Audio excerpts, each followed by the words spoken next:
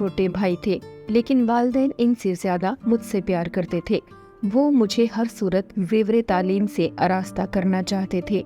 बाबा जान तालीम के मामले में रोशन ख्याल वाक़या हुए थे।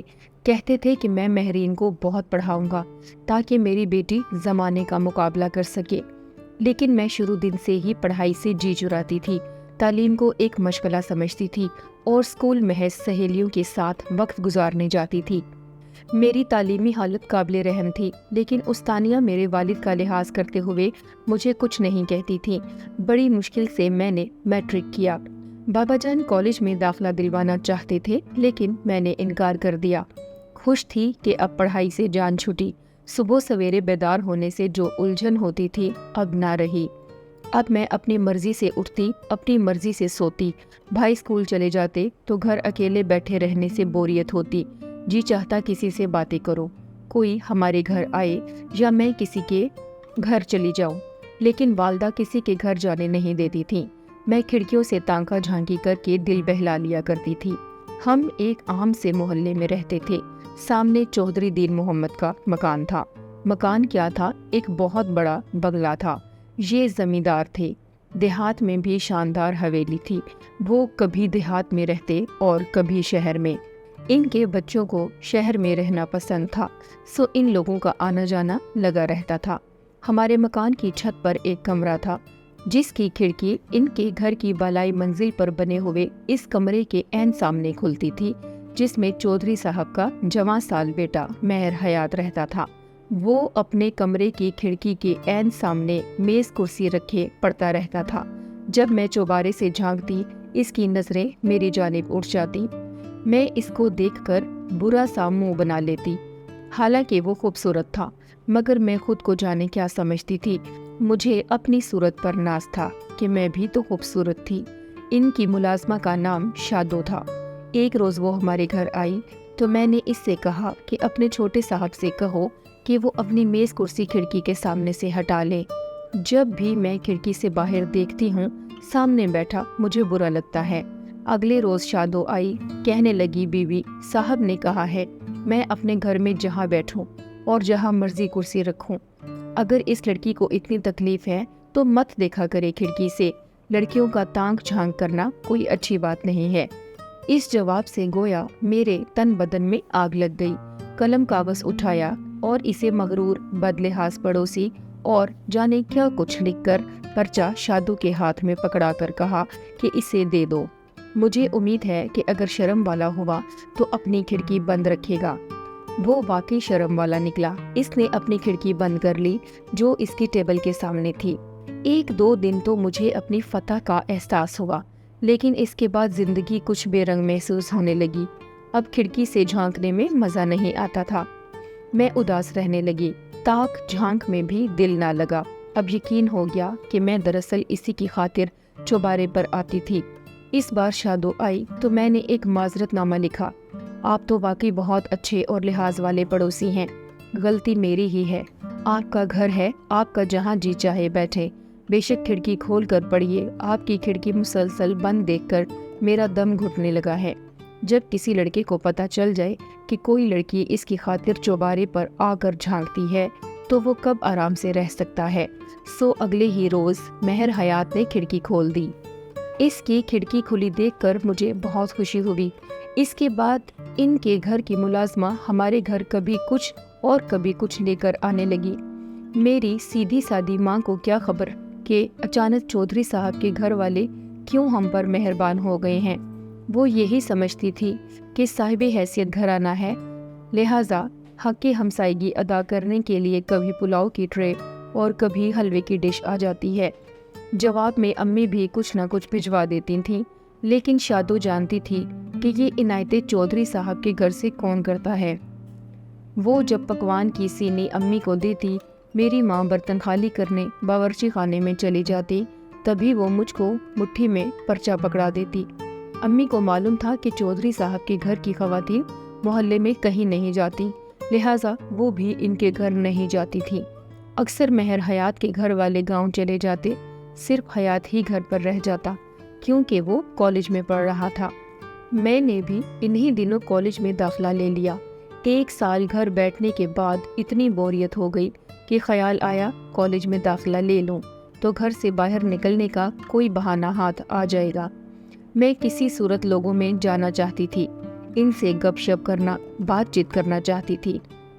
یہ تبھی ممکن تھا جب کالج کے لیے گھر سے نکلتی۔ حیات کو علم تھا کہ میں نے پڑھائی شروع کر دی ہے، اسے میرے کالج کا بھی پتہ تھا۔ بس جو داستان کھڑکی سے شروع ہوئی وہ اب ریسٹورنٹ اور پارکوں تک جا پہنچی۔ انہی دنوں حیات کے گھر والے گاؤں چلے گئے۔ ان کے بڑے سے گھر میں ادھیڑ عمر ملازمہ شادو اور ایک نوکر کے ساتھ وہ اکیلا رہ رہا تھا۔ یہ نوکر شادو کا رشتہ دار تھا۔ حیات کا والد ایک امیر آدمی تھا، اسے روپے پیسے کی پرواہ نہیں تھی۔ اس نے کئی بار مجھے قیمتی تحفے دیے جن کو میں امی سے چھپا کر رکھتی تھی۔ میرے والدین تو اس قدر سیدھے تھے کہ وہ صرف مجھ کو ہر حال میں خوش دیکھنا چاہتے تھے۔ کبھی انہوں نے نہیں پوچھا کہ کالج کیا کرنے جاتی ہو، پڑھتی بھی ہو یا نہیں۔ انہیں کوئی علم نہیں تھا کہ ان کی لاڈلی کس ڈگر پر چل رہی ہے۔ حیات کا گھر خالی رہتا تھا، وہ نوکر کو کسی بہانے باہر بھیج دیتا، شادو کھانا پکاتی رہتی اور ہم دونوں تنہائی میں گھنٹوں باتیں کرتے رہتے۔ میں ان کے گھر کے عقبی دروازے سے جاتی تھی، تبھی کسی کو معلوم نہیں ہو سکا کہ میں حیات سے ملتی ہوں۔ انٹرمیڈیٹ کے بعد حیات نے پڑھائی چھوڑ دی۔ میں بھی کالج کہاں جاتی تھی، گھر سے نکلتی تو عقبی گلی سے حیات کے گھر چلی جاتی۔ گھر اتنا بڑا تھا کہ اچانک کوئی آ بھی جاتا تو پتہ بھی نہیں چلتا تھا کہ کوئی دوسرا مکان میں موجود ہے۔ آخر والدین کو سنگن ہو گئی۔ عام حالات میں وہ کب میری شادی حیات سے کرنے پر راضی ہوتے، لیکن شادو نے میری ماں کو سمجھایا اور باخبر کر دیا کہ اب مزید غفلت آپ کی بدنامی ہی نہیں بربادی کا بھی سبب ہوگی۔ شادو کے باخبر کرنے اور حالات کی سنگینی کو دیکھتے ہوئے اپنی عزت کی خاطر ان کو صبر کا گھونٹ بھرنا پڑا۔ حیات کے والدین راضی نہ ہوئے، ہم نے کورٹ میرج کر لی۔ شادی کی اطلاع چند ماہ بعد چودھری صاحب اور ان کے گھر والوں کو ہوئی تو وہاں صف ماتم بچھ گئی۔ دیہات والوں کے اپنے مفادات ہوتے ہیں، لیکن وہ بھی بے بس ہو گئے کیونکہ حیات نے دلیرانہ قدم اٹھا لیا تھا۔ وہ لوگ اس وقت تک گھر نہیں لوٹے جب تک میں نے بیٹی کو جنم نہیں دے دیا۔ جب علم ہوا کہ میں ایک بیٹی کی ماں بن گئی ہوں تو وہ لوگ آ گئے اور انہوں نے مجھے میری ماں کے گھر بھیج دیا اور حیات پر دباؤ ڈالنے لگے کہ وہ مجھے طلاق دے دے ورنہ اس کو جائیداد سے آگ کر کے گھر سے نکال دیا جائے گا۔ حیات کی عمر 22 سال تھی، وہ ابھی کمانے کے لائق نہیں تھا، والدین کے آگے نہیں ٹھہر سکتا تھا۔ وہ ایک کم تعلیم یافتہ اور اخراجات کے معاملے میں محتاج شخص تھا۔ اس کے پاس رہنے کا ٹھکانہ بھی نہیں تھا، وہ بیوی اور بیٹی کی کفالت نہیں کر سکتا تھا۔ یہ جو عیش تھی وہ اس کے والدین کا مرہون منت تھا۔ اس کے والد نے اس پر اتنا دباؤ ڈالا کہ اسے مجھ کو طلاق دیتے ہی بنی۔ میرے والدین بھی مجھ سے خفا تھے، لیکن وہ مجھ کو دکھ میں بھی نہیں دیکھ سکتے تھے۔ آخر والدین کے گھر نے ہی مجھے پناہ دی۔ چودھری صاحب بیٹے کو گاؤں لے گئے اور اس کی شادی اپنی بھتیجی سے کر دی اور دوبارہ لوٹ کر نہیں آئے۔ میں 3 سال والدین کے ساتھ رہی، پھر والدین نے ایک اچھا رشتہ دیکھ کر میری شادی عاصم سے کرا دی۔ وہ ایک سرکاری محکمے میں معمولی آفیسر تھا۔ امی نے میری بچی کو اپنے پاس رکھ لیا۔ میں دوسری شادی پر آمادہ نہیں تھی، مگر ماں باپ کے اصرار سے مجبور ہو گئی۔ آخر زندگی تو گزارنی ہی تھی، جس کے لیے ایک جائز سہارا لازمی تھا۔ عاصم اچھے انسان نکلے، وہ میرا بہت خیال رکھتے تھے، مجھ سے محبت کرتے تھے، کسی قسم کی انہوں نے مجھے تکلیف نہیں دی۔ میرے پاس ضرورت کی ہر چیز تھی۔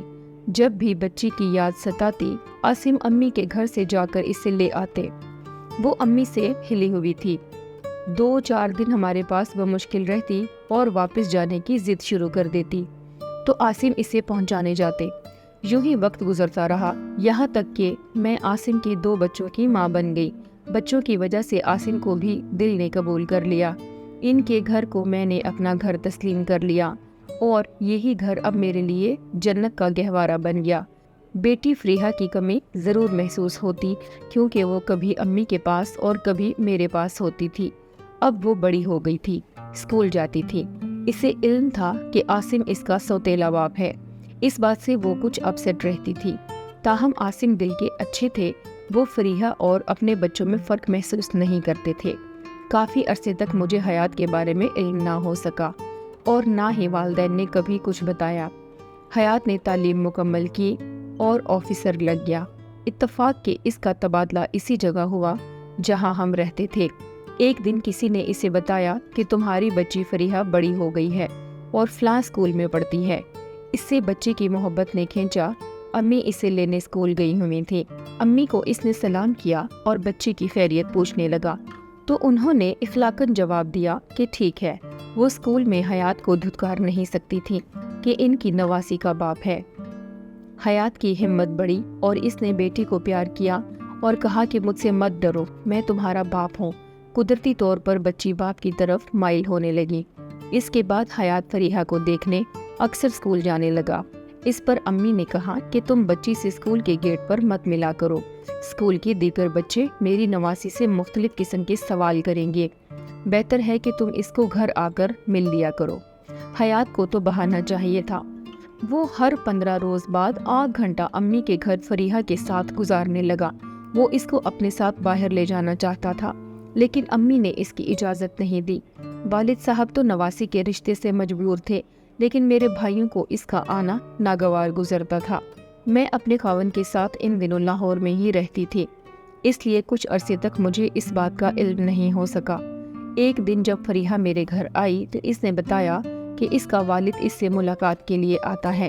پہلے تو میں نے سوچا کہ منع کروں، پھر خیال آیا کہ حیات صاحب جائیداد ہے، دولت مند آدمی ہے، کیوں نہ میں بیٹی کو باپ سے ملنے دوں، کم از کم اس طرح میری بچی کو اپنے باپ سے جائیداد کا حصہ تو مل سکے گا۔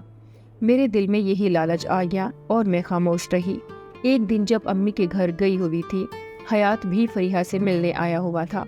وہ اپنی بیٹی کے لیے کپڑے اور کچھ تحفے لایا تھا۔ میرے والدین خاموش تھے کہ یہ بچی کا باپ ہے، بچی پر اس کا اور اس پر بچی کا حق ہے۔ اگر ہم نے اس کو اپنے گھر پر اس کی بیٹی سے ملنے کے لیے روکا تو یہ کہیں اسے لے ہی نہ جائے۔ امی کے گھر میرا حیات سے اتفاقاً سامنا ہو گیا تو میں اسے دیکھ کر حیران ہو گئی۔ وہ پہلے سے زیادہ اسمارٹ اور حسین ہو گیا تھا۔ مجھے دیکھ کر اس کی آنکھوں میں آنسو آ گئے۔ میں بھی اداس ہو گئی۔ ماضی کی یادوں نے ہم دونوں کو گھیر لیا۔ مدت بعد ایک دوسرے کو دیکھ کر وہ چنگاری پھر سے سلگ اٹھی جو برسوں پہلے دب گئی تھی۔ اب اس نے مجھ سے اپنی بیٹی کے ذریعے رابطہ کر لیا۔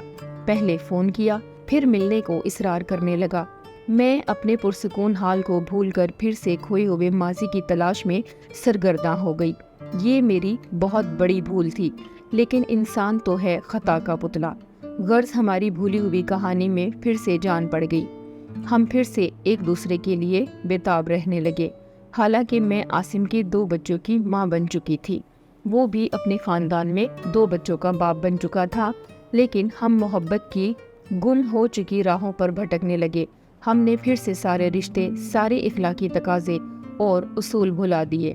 میں اپنا جنت جیسا گھر، سیدھا سادہ محبت کرنے والا شوہر بھلا کر پھر سے حیات کی دیوانگی میں سیدھی راہ سے گم کردہ راہی ہو گئی۔ میرے والدین کو علم نہ تھا کہ ہم دوبارہ ملنے لگے ہیں۔ اب میں اپنی مرضی کی مالک بن چکی تھی۔ دن رات اپنے شوہر سے لڑتی، بات بات پر الجھتی، عاصم جو کام کہتے الٹ کر دیتی۔ وہ حیران تھا کہ مجھے کیا ہو گیا ہے۔ وہ جتنا مجھے مناتے، میں اتنا ان سے الجھتی، ان کو ستاتی، آئے دن لڑ جھگڑ کر ماں کے گھر چلی جاتی۔ یہاں آ کر حیات کو سب سے چوری چھپے فون کرتی اور ملنے چلی جاتی۔ اب ہم پھر سے ایک ہونے کے منصوبے بنانے لگے۔ عاصم کے تو وہم و گمان میں بھی نہیں تھا کہ میں ایسا کر سکتی ہوں۔ وہ سوچ بھی نہیں سکتے تھے کہ میں دوبارہ اپنے سابق شوہر کی محبت میں مبتلا ہو جاؤں گی، کہ جس نے مجھے طلاق بنا قصور دے دی تھی، اور اپنا ہنستا بستا گھر اجاڑ دوں گی۔ ان دنوں مجھ پر جنون سوار ہو گیا تھا۔ لگتا تھا کہ میں نے کبھی بھی اپنے سابق شوہر کی محبت کو بھلایا ہی نہیں تھا۔ وہ محبت جس کو زمانے نے زبردستی چھین لیا تھا، کچھ دنوں کے لیے حالات کی شدت میں ڈوب کر سو گئی تھی، مگر مری نہیں تھی۔ تبھی تو میں آج پھر ایک بار سب کچھ برباد کر کے دوبارہ اس شخص کی ہو جانا چاہتی تھی، ہر قیمت پر اپنے کھوئے ہوئے ماضی کو زندہ کر کے اسے حال اور مستقبل میں بدل دینا چاہتی تھی۔ حیات کا کہنا تھا کہ وہ اس وقت بے بس اور مجبور تھا، کچھ نہیں کر سکتا تھا، مگر آج حالات ویسے نہیں ہیں۔ آج میں خود مختار اور با اختیار ہوں، جائیداد سے اپنا حصہ لے چکا ہوں، تعلیم مکمل کر کے آفیسر ہو گیا ہوں، آج میں جیسی چاہے زندگی گزار سکتا ہوں۔ اگر تم طلاق لے کر دوبارہ میری ہو جاؤ تو میں دوبارہ اس جنت کو پا لوں گا جو میں نے خود سے نہیں چھوڑی تھی بلکہ مجھ سے زبردستی چھین لی تھی۔ حیات کے دل میں ایک سلگتے ہوئے زخم کی طرح اب بھی میں موجود تھی۔ وہ جھوٹ نہیں کہتا تھا، وہ مجھ کو حاصل کرنا چاہتا تھا، اپنے لیے اور اپنی بیٹی کے لیے، جبکہ حالات نے مجھے ایک اور ایسے شخص کے ساتھ باندھ دیا تھا جس کا اس سارے قصے میں کوئی قصور نہیں تھا۔ انسان کبھی کبھی اتنا خود غرض ہو جاتا ہے کہ اس کو صرف اپنی خوشی کا ہی حصول یاد رہتا ہے۔ حیات بھی خود غرض بن گیا تھا۔ وہ یہ بھول گیا تھا کہ اس نے مجھے خود طلاق دی تھی، تبھی میں کسی اور کی بیوی بنا دی گئی تھی، اور اب میں کسی اور کی بیوی اور اس کے 2 بچوں کی ماں بھی تھی۔ لیکن حیات اتنی بڑی حقیقت کو خاطر میں نہ لا کر مجھ کو اکساتا، میں اس کے ہاتھوں میں کھلونا بنتی جا رہی تھی۔ پہلے میرے جھگڑوں سے بھی عاصم کو اندازہ نہ ہوا کہ ان کی دنیا جلنے والی ہے۔ وہ سیدھے سادے انسان تھے۔ جس قدر میں ان کو تنگ کرتی، وہ اور زیادہ مجھ کو خوش کرنے کی کوشش کرتے۔ وہ گہری سوجھ بوجھ کے مالک نہیں تھے۔ روزگار کے چکر میں صبح کے گئے شام کو لوٹتے۔ ان کو کیسے علم ہوتا کہ کیا ہو رہا ہے اور کیا ہونے والا ہے؟ آخر کار مجھے ہی ان کو بتانا پڑا کہ میں یہ سب اس لیے کر رہی ہوں کہ ان سے طلاق چاہتی ہوں۔ سچ بے شک کڑوا ہی سہی، مگر میں اپنے پہلے شوہر کو ابھی تک بھلا نہیں سکی اور اب اسی کے ساتھ دوبارہ زندگی بسر کرنا چاہتی ہوں۔ میں اپنی بیٹی کے والد سے دوبارہ شادی کر کے اس کو اس کے باپ کا گھر دینا چاہتی ہوں۔ میری باتیں سن کر عاصم پر بجلی گر پڑی۔ وہ سکتے میں رہ گئے، جیسے سانس لینا بھول گئے ہوں۔ رو پڑے، بہت منت سماجت کی۔ بولے، میں جانتا ہوں انسان زبردستی کسی کے ساتھ زندگی گزار کر خوش نہیں رہ سکتا، لیکن اپنے بچوں کا خیال کرو۔ ادھر تمہاری ایک بیٹی ہے اور یہاں 2 بچے ہیں، کیا تمہیں ان کا بھی خیال نہیں ہے؟ ان سے ان کے ماں باپ مت چھینو، میرے ساتھ گزارے دن یاد کرو، کچھ تو میری بھلائیاں یاد کرو۔ لیکن مجھ پتھر دل پر کوئی اثر نہ ہوا۔ میں نے کہا، زبردستی مجھے باندھے رکھ سکتے ہو تو رکھ لو، مگر میرا دل تمہارے ساتھ نہیں ہے، بہتر ہے کہ مجھ کو آزاد کر دو۔ انہوں نے اس کے بعد خاموشی اختیار کر لی اور چند دن بعد اس شرط پر طلاق دے دی کہ میں بچے ساتھ نہیں لے کر جاؤں گی۔ میں نے یہ شرط بھی منظور کر لی۔ تب مجھے حیات کے سوا کوئی نظر نہیں آتا تھا۔ طلاق سے میرے والدین بہت دکھی ہوئے، لیکن میں بہت خوش تھی۔ عدت میں نے اپنی پھوپھی کے گھر گزاری اور حیات سے نکاح کر لیا۔ اس بار نکاح میں میرے والدین شریک نہیں ہوئے، مگر میں تو اپنے مقصد کو پا کر بہت خوش تھی کہ عاصم کے بچوں کو بھی بھلا دیا، جیسے میں نے ان کو جنم نہ دیا ہو۔ مجھے یاد تھی تو بس فریحہ، جو ابھی تک میری والدہ کے پاس تھی، لیکن میں نے ماں باپ کو کتنا دکھی کر دیا ہے۔ حیات نے مجھے علیحدہ گھر لے کر اور اس کو سجا سنوار کر دے دیا۔ میں اس میں رہنے لگی، فریحہ کو اپنے پاس بلا لیا۔ حیات کچھ دن بیوی کے پاس جاتے، پھر میرے پاس آ جاتے۔ کچھ عرصہ یہ سلسلہ چلا۔ آخر میری سوتن کو پتہ چل گیا کہ حیات نے مجھ سے دوبارہ شادی کر لی ہے۔ جب میں نے حیات کے بیٹے کو جنم دیا تو میری سوتن نے کہا کہ تم 2 حصوں میں بٹ گئے ہو، بہتر ہے کہ مہرین کو یہاں لے آؤ، اس طرح کم از کم ہم اکیلے ہوں گے اور نہ تمہارے بچے وہاں اکیلے ہوں گے۔ حیات بھی یہی چاہتے تھے، لہٰذا وہ مجھے سوتن کے پاس لے گئے اور میں بھی اسی گھر میں رہنے لگی۔ حیات سے شادی کے 2 سال بعد اچانک ہی میرے دل میں کسی خلا نے جنم لے لیا، اور اب مجھے رہ رہ کر احساس ہونے لگا کہ میں نے عاصم سے طلاق اور حیات سے دوبارہ شادی کر کے غلطی کی ہے۔ عاصم کا گھر سارے کا سارا میرا تھا، اس کا پیار بھی مکمل میرا ہی تھا، وہ بنا ہوا نہیں تھا، اس میں کوئی اور شریک نہیں تھا۔ لیکن یہاں معاملہ دوسرا تھا۔ حیات کے گھر کی اصل مالکہ اس کی خاندانی بیوی تھی اور میں اس میں معمولی حصے دار بنی ہوئی تھی۔ حیات کا پیار بھی بٹا ہوا تھا۔ یہاں آ کر مجھے واضح طور پر احساس ہو گیا کہ جو مقام میری سوتن کو حاصل ہے وہ مجھے نہیں ہے۔ اس کے بچوں کی خاندان میں جو حیثیت اور اہمیت تھی وہ میرے بچوں کی نہیں ہے۔ حیات اور اس کا پورا خاندان اور اس کی خاندانی بیوی کے بچوں کو زیادہ اہمیت دیتے تھے۔ حیات خود بھی اپنی دوسری بیوی کے بچوں کو زیادہ اہمیت دیتے تھے، جس کی وجہ سے میرے بچے احساس کمتری کا شکار ہو رہے تھے۔ امی جان بتاتی تھی کہ عاصم اجڑ کر رہ گیا ہے اور بچے ماں کے لیے تڑپتے اور یاد کر کے روتے ہیں۔ جب میں ایسی باتیں سنتی تو میرا دل بیٹھ جاتا اور کبھی کبھی تو دھڑکنا ہی بھول جاتا۔ आखिर मैं औरत थी, एक माँ थी, कब तक खुद पर जबर कर सकती थी। 2 मासूम बच्चे मेरी याद में दिन रात तड़पते रहते थे, मुझे बुलाते थे और मैं इनसे नहीं मिल सकती थी। एक दिन जब मेरा दिल बहुत उदास हुआ तो अपने इन बच्चों से मिलने चली गई। वो मुझसे लिपट गए, बहुत रोए, कहते थे अम्मी हमें छोड़कर मत जाना, लेकिन मेरी मजबूरियाँ मेरा रास्ता रोकती थी। किस दिल से इनको खुद से जुदा करके पलटी, ये मेरा दिल ही जानता था। इसके बाद मेरा दिल किसी चीज़ में नहीं लगता था। अब मुझे हयात की सूरत भी अच्छी नहीं लगती थी। सोचती थी कि यही मेरा मुजरिम है जिसने मुझे बर्बाद किया, घर बार छोड़ने पर उकसाया और अपने दिल की बर्बादियां आबाद करने के लिए सब्ज बाग दिखाकर मेरा घर लूट लिया। मेरे बच्चे मुझसे जुदा कर दिए। किसी तरह मेरी सौतन को इल्म हो गया कि मैं अपने इन बच्चों से मिलने जाती हूँ। इसने हयात को इस बात से आगाह कर दिया। इन्होंने मुझ पर सख्त पाबंदी लगा दी। अब मैं घर से नहीं निकल सकती थी। इन्होंने मुझे कैद कर दिया। आज मेरे पास जिंदगी की हर आसाइश मौजूद है, लेकिन दिल का सुकून नहीं है।